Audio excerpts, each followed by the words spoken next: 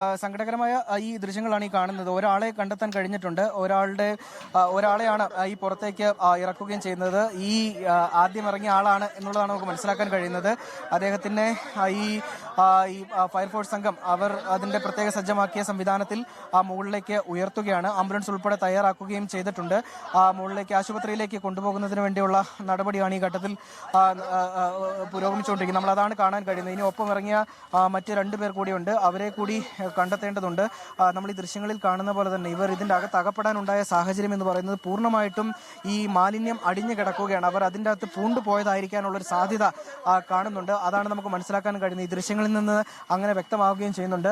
അവരെ ഇപ്പോൾ നിലവിൽ ഒരാളെ പുറത്തെത്തിച്ചിരിക്കുകയാണ്. ഈ ഒരാളെ എത്രയും വേഗം ആശുപത്രിയിൽ എത്തിക്കുക, അദ്ദേഹത്തിൻ്റെ ജീവൻ രക്ഷിക്കുക എന്നുള്ളത് മാത്രമേ ഈ ഘട്ടത്തിൽ പോലീസും അതുപോലെ തന്നെ ഫയർഫോഴ്സും ലക്ഷ്യം വെക്കുന്നുള്ളൂ. എന്തായാലും ഇനിയും 2 പേരെ കൂടി ഇതിനകത്ത് നിന്ന് പുറത്തെത്തിക്കാനുണ്ട് എന്നുള്ളതാണ് ഏറ്റവും പ്രധാനപ്പെട്ട കാര്യം. നമ്മൾ ആദ്യമേ സൂചിപ്പിച്ച പോലെ തന്നെ നമ്മൾ വിചാരിച്ചിരുന്ന പോലെയല്ല.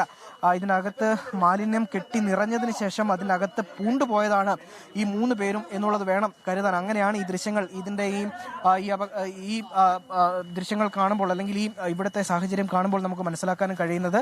ഇനി എന്തായാലും കൂടുതൽ അതിൻ്റെ വിശദമായിട്ടുള്ള കാര്യങ്ങൾ അധികൃതർ തന്നെ വിശദീകരിക്കും എന്നുള്ളതാണ് നമുക്ക് മനസ്സിലാക്കാൻ കഴിയും. എന്തായാലും ബാക്കി 2 പേരെ കൂടിയും ഈ പുറത്തെത്തിക്കുക അല്ലെങ്കിൽ രക്ഷാപ്രവർത്തനം നടത്തുക എന്നുള്ള ലക്ഷ്യം ആണ് ഇനിയുള്ളത്. അതിനുവേണ്ടിയുള്ള നടപടിയാണ് ഇവിടെ പുരോഗമിച്ചുകൊണ്ടിരിക്കുന്നത്. അതിനു വേണ്ടിയുള്ള പരിശോധനയും തിരച്ചിലും ഇവിടെ പുരോഗമിക്കുകയും ചെയ്യുന്നുണ്ട്.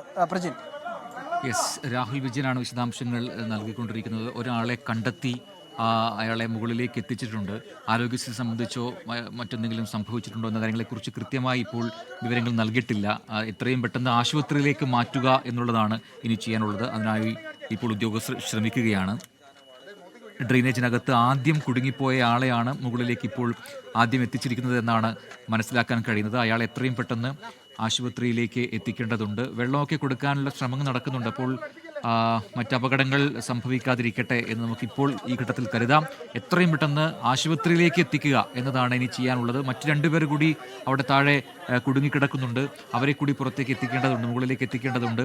അതിനായുള്ള ശ്രമത്തിലാണ് ഇനി ഉദ്യോഗസ്ഥർ ഉണ്ടാവുക. ഇപ്പോൾ ദൃശ്യങ്ങളിൽ കാണുന്നത് പോലെ ഒരാളെ എടുത്ത് മുകളിലേക്ക് എത്തിച്ച ശേഷം സ്ട്രെച്ചറിൽ ആംബുലൻസിലേക്ക് മാറ്റാനുള്ള നടപടികൾ അവിടെ നടക്കുന്നു. ആംബുലൻസ് തയ്യാറായി നിൽക്കണം നേരത്തെ നിർദ്ദേശം നൽകിയിരുന്നു. എത്രയും പെട്ടെന്ന്, വളരെ പെട്ടെന്ന് തന്നെ ഏറ്റവും തൊട്ടടുത്ത ആശുപത്രിയിലേക്ക് അയാളെ മാറ്റേണ്ടതുണ്ട് എന്നാണ് ഇപ്പോൾ നമ്മൾക്കും പറയാനുള്ളത്. അത്യാഹിതങ്ങൾ സംഭവിക്കാതിരിക്കട്ടെ, കൂടുതൽ അപകടങ്ങൾ ഉണ്ടാകാതിരിക്കട്ടെ എന്ന് പ്രതീക്ഷിക്കുകയും ചെയ്യാം. മറ്റ് 2 പേർ കൂടി അവിടെ കുടുങ്ങിക്കിടക്കുന്നുണ്ട്. അവരിലേക്ക് എത്രയും പെട്ടെന്ന് രക്ഷാപ്രവർത്തകർക്ക് എത്താൻ കഴിയട്ടെ. അവരെയും ഇതുപോലെ മുകളിലേക്ക് എടുത്തു കൊണ്ടുവരാൻ അവർക്ക് കഴിയട്ടെ അടുത്ത മിനിറ്റുകളിൽ തന്നെ എന്നാണ് കരുതേണ്ടത്.